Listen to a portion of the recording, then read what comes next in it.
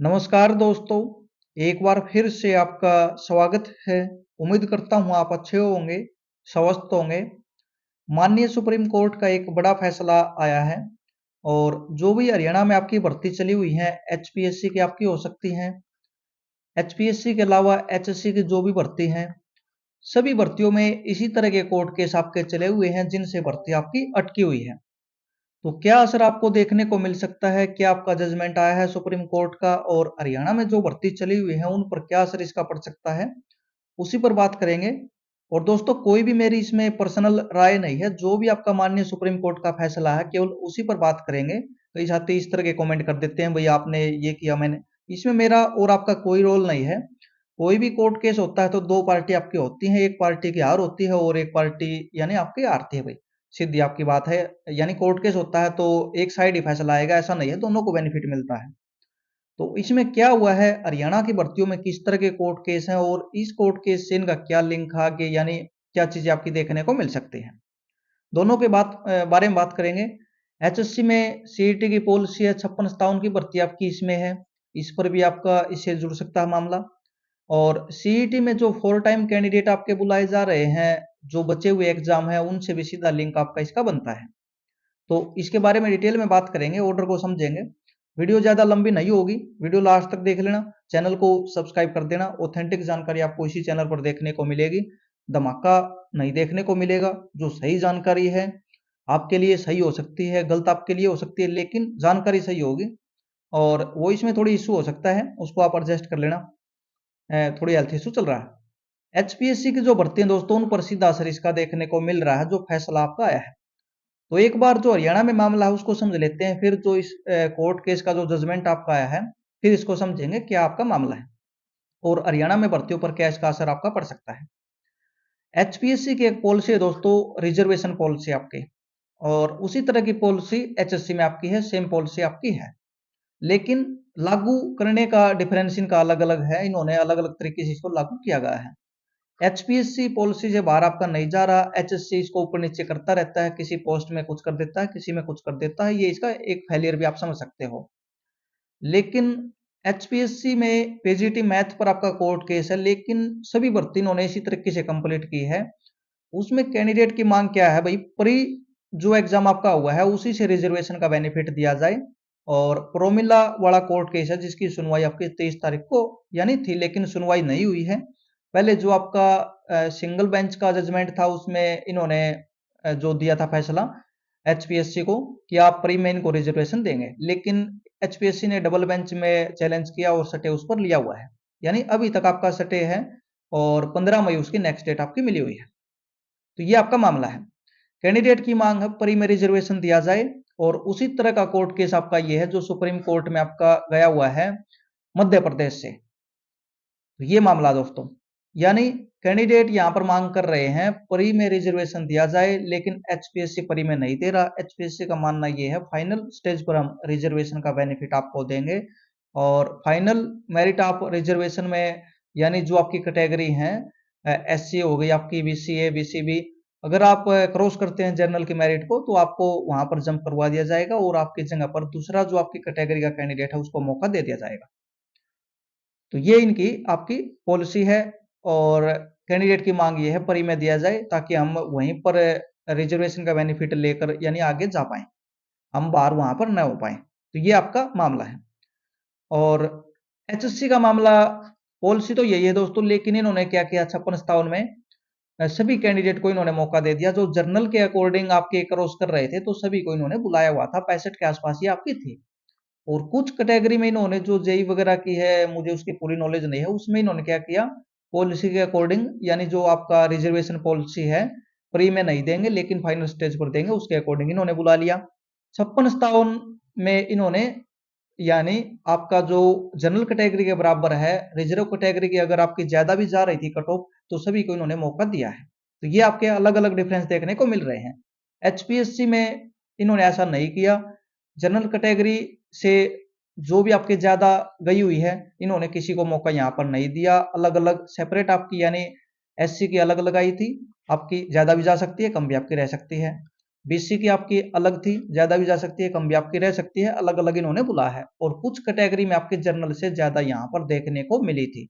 और प्रोमिला की मांग यही थी, भाई मेरा जनरल कैटेगरी के कैंडिडेट से स्कोर ज्यादा है, लेकिन मेरा फोर टाइम में यहाँ पर नहीं आया सब्जेक्टिव एग्जाम के लिए।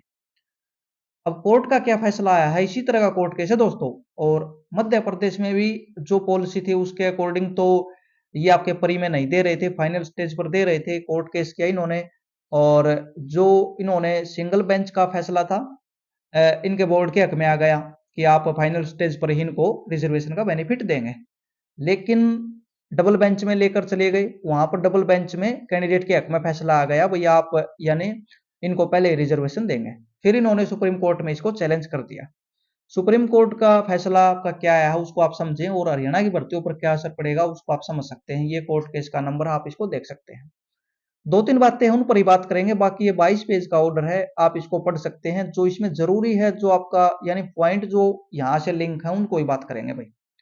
वहां पर क्या लिंक है, सीईटी में आपका 4 टाइम हो गया, और एचपीएससी में भी आपका 4 टाइम है, लेकिन इनका मध्य प्रदेश में ये 15 गुना कैंडिडेट का मामला इनका है यहाँ पर। यानी इससे कोई फर्क नहीं है, भाई यहाँ 4 टाइम है, वहां पर 15 टाइम आपका रहेगा। तो इसमें इन्होंने पॉइंट क्या डाला है, जो आपका फैसला है, तो इन्होंने क्या कर दिया, सबसे पहले आप क्या करेंगे, जो आपकी अनरिजर्व कैटेगरी है उसकी लिस्ट आप बनाएंगे। उसमें जो भी कैंडिडेट आते हैं आपके, एसटी के भी हो सकते हैं, एससी के भी आपके हो सकते हैं, बैकवर्ड आपके बीसी के भी आपके हो सकते हैं, सभी आपके हो सकते हैं, जिनका भी स्कोर आपका जनरल कैटेगरी के अकॉर्डिंग यानी अनरिजर्व, अनरिजर्व बोलो आप इसको, जनरल नहीं भाई, अनरिजर्व के अकॉर्डिंग आप यानी स्कोर करते हैं। लेकिन जो आपकी क्वालिफिकेशन है, जो आपकी बाकी है एज वगैरह के क्राइटेरिया क्वालिफिकेशन के, जो भी आपके जनरल के बराबर हैं, ये सभी आपको पूरे करने होंगे। तो इनकी लिस्ट अलग से बनेगी और सभी कैटेगरी के कैंडिडेट इसमें शामिल होंगे। ये लिस्ट आपकी बन गई अनरिजर्व कैटेगरी की, लेकिन स्कोर आपका अनरिजर्व के बराबर आपका होना चाहिए, सभी कैटेगरी आपकी शामिल इसमें करते जाएंगे। और फिर आपका क्या होगा, सेकेंडली सेपरेट लिस्ट आपको तैयार करनी होगी, जिसमें शेड्यूल्ड कास्ट आपकी, और जो आपकी शेड्यूल्ड ट्राइब आपकी यानी एसटी एससी एसटी सभी आपकी इसमें शामिल की जाएंगे, ओबीसी आपकी इसमें शामिल की जाएगी। इनकी अलग से लिस्ट बनाई जाएगी फिर आपकी, यानी सबसे ज्यादा स्कोर वालों आपके जनरल में आपके काउंट कर लिए जाएंगे, बचे हुए फिर इनकी अलग से लिस्ट आपके बना दी जाएगी। यानी यहाँ पर प्री एग्जाम में रिजर्वेशन देने के लिए सुप्रीम कोर्ट ने बोला है, आप प्री में रिजर्वेशन देंगे, उसके अकॉर्डिंग आपकी लिस्ट बनेगी, अलग अलग आप दोगे। पहले जनरल की लिस्ट तैयार करो यानी अनरिजर्व की, फिर आप कैटेगरी वाइज तैयार करो, और फिर आप कॉमन लिस्ट तैयार करेंगे, भाई ये हमारे इस तरीके से हमने बुलाए गए हैं। तो यहाँ पर तो एचपीएससी ने तो दोस्तों ऐसा नहीं किया हुआ, इन्होंने तो यानी अलग अलग बुलाए हुए हैं और अलग अलग मेरिट आपकी बनाई है, जिसमें रिजर्व वो कैटेगरी है जो उनकी भी मेरिट आपकी ज्यादा गई हुई है अनरिजर्व से। तो ये तो इससे बिल्कुल उल्टा है दोस्तों। तो ये सुप्रीम कोर्ट का फैसला है दोस्तों। तो यहाँ पर इसको बिल्कुल हर जगह अटैच इसको किया जाएगा, और ये जजमेंट है जो आपका, आप इसको बिल्कुल समझ सकते हैं। फर्स्टली ये list of candidate of unreserved category shall be prepared, आपका this list will include candidates selected on the basis of the common merit from scheduled caste आपका, शेड्यूल्ड ट्राइब आपका एंड अदर बैकवर्ड क्लास आपका। तो इनकी सभी की पहले general category में काउंट किया जाएगा, इनके मार्क्स अगर आपके यूआर कैटेगरी के बराबर हैं तो इनमें उनको जंप करवा दिया जाएगा। फिर इनकी अलग कैटेगरी वाइज लिस्ट आपकी तैयार की जाएगी, उसमें जो कम मार्क्स वाले हैं इन कैंडिडेट को इनकी कैटेगरी में रख दिया जाएगा। तो ये मामला दोस्तों, और ये बड़ा फैसला है। अब जो आपके 56-57 है उसमें इसका कोई भी असर नहीं है दोस्तों, इन्होंने तो पहले ही आपका यानी इन्होंने बेनिफिट दिया हुआ है, और बड़ी भर्ती आपकी ये है। बाकी कुछ आपकी और वैकेंसी उसमें बताया जा रहा है, भाई इन्होंने फॉलो आपका जो पॉलिसी है उसको किया हुआ है, तो उनमें असर देखने को मिल सकता है। जो 4 टाइम वाला मामला है केवल उन पर असर होगा दोस्तों। ये एचपीएससी में भी वही है, जिनका सब्जेक्टिव एग्जाम हुआ है परी के बाद, उन पर ही इसका असर देखने को मिल सकता है। जिनमें वही आपका सीधा सब्जेक्टिव है, कैंडिडेट कम थे, उस पर कोई असर आपका इसमें नहीं पड़ने वाला, क्योंकि प्री एग्जाम आपका नहीं हुआ। तो एचपीएससी की भर्तियों पर सबसे ज्यादा असर पड़ेगा दोस्तों। एचएससी की जो भर्ती है 56-57 की बड़ी भर्ती है, इसमें तो पहले रिजर्वेशन का बेनिफिट इन्होंने पहले ही दिया हुआ है। और जो बचे हुए एग्जाम है सीईटी के जो एग्जाम आपके होने हैं, तो उसमें इनको इस फैसले को देखते हुए तो पहले ही रिजर्वेशन देना होगा। जो आपकी एससी बीसी बीसी भी आपके जो ओबीसी तो हरियाणा में आपके है नहीं, और ईडब्ल्यूएस आपका, तो ये रिजर्वेशन सुप्रीम कोर्ट के अकॉर्डिंग प्री एग्जाम में भी देना होगा और उसके अकॉर्डिंग लिस्ट पहले तैयार की जाएगी अनरिजर्व की। हाँ, इसमें कंडीशन आपकी पूरी करनी होगी दोस्तों, अनरिजर्व कैटेगरी की जो भी आपकी होती हैं, एज की आपकी यानी 42 साल तक है तो कैंडिडेट को इसमें काउंट किया जाएगा। अगर आप बेनिफिट लेके यहाँ पर अनरिजर्व का एग्जाम आपने दिया है तो फिर बेनिफिट आपको इसमें नहीं मिलेगा, कितना भी आपका स्कोर हो, फिर आपको आपकी कैटेगरी में ही काउंट किया जाएगा। एचपीएससी वाला मामला भी पीजीटी भर्ती में कुछ इस तरह की कंडीशन आपकी हो सकती है, जैसे एस्टेट का आपका स्कोर है, एस्टेट का स्कोर आपका जनरल के बराबर नहीं है तो फिर शायद आपको रिजर्वेशन का बेनिफिट आपको आपकी कैटेगरी में ही आपको मिलेगा।